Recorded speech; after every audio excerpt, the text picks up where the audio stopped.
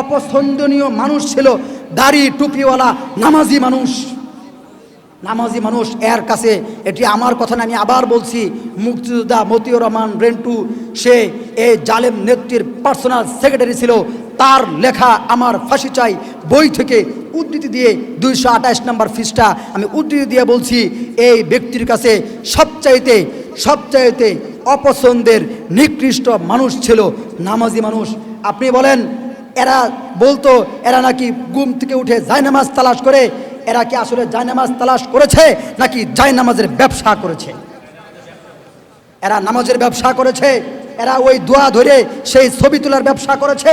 এরা কখনোই মুসলমান নয়।